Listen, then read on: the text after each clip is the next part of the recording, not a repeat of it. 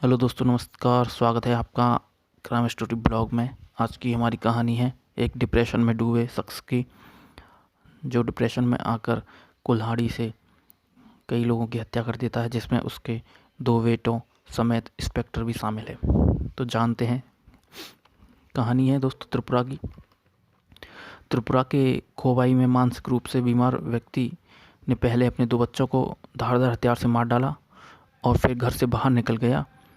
इसके बाद वह पूरे इलाके में घर घर जाकर हमला करने लगा और इस दौरान उसने एक ऑटो रिक्शा में बैठे 2 व्यक्तियों पर भी हमला कर दिया, जिससे वो काफ़ी मात्रा में घायल हो गए और उनकी भी मृत्यु हो गई। भारी संख्या में पुलिस वहाँ पहुँची। जब लोगों ने पुलिस को बताया तो भारी संख्या में पुलिस वहाँ पहुँची।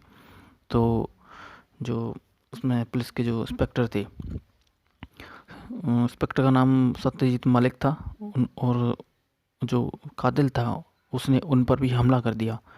जब आरोपी प्रदीप रॉय को पकड़ने की कोशिश की गई तो उसने कुल्हाड़ी से ही पुलिस वालों पर भी हमला करना स्टार्ट कर दिया। बट काफ़ी कोशिशों के बाद दोस्तों उसको पकड़ लिया गया।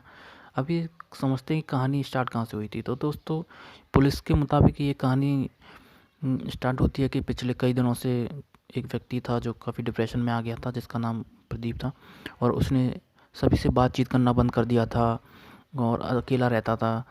और ऐसे ही उसका काफ़ी टाइम से चल रहा था, लेकिन अचानक से एक दिन आधी रात को नींद से उठकर उसने घर में रखी कुल्हाड़ी हाथ में ले ली और सबसे पहले अपने 2 बेटों को मारना शुरू कर दिया। और इस दौरान उसकी पत्नी के साथ भी उसकी मारपीट हुई। जब पत्नी उसे बच्चों को बचाने के लिए सामने आई, लेकिन उसे कुछ दिखाई नहीं दिया और उसने अपने बच्चों को मार दिया। फिर वो घर से बाहर निकला, मोहल्ले के दूसरे घरों में भी हमला करने लगा। लोग इतना डर चुके थे कि कुछ देर तक तो कोई घर से बाहर ही नहीं निकला।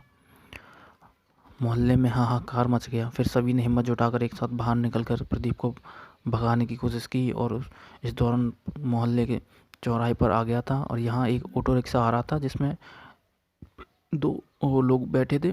उन पर भी उसने हमला कर दिया और वो भी हमले में घायल हो गए बहुत बुरी तरह से।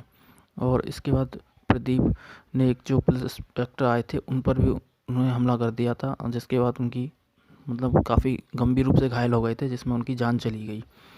तो प्रदीप के हमले में कई लोग घायल बताए जा रहे थे और इसमें कुछ लोगों की हालत गंभीर भी हो चुकी थी। तो पुलिस ने मामले को दर्ज कर लिए, उसकी जाँच छानबीन करना स्टार्ट कर दिया है दोस्तों। तो और पुलिस उसे पकड़ कर थाने में ले गई है।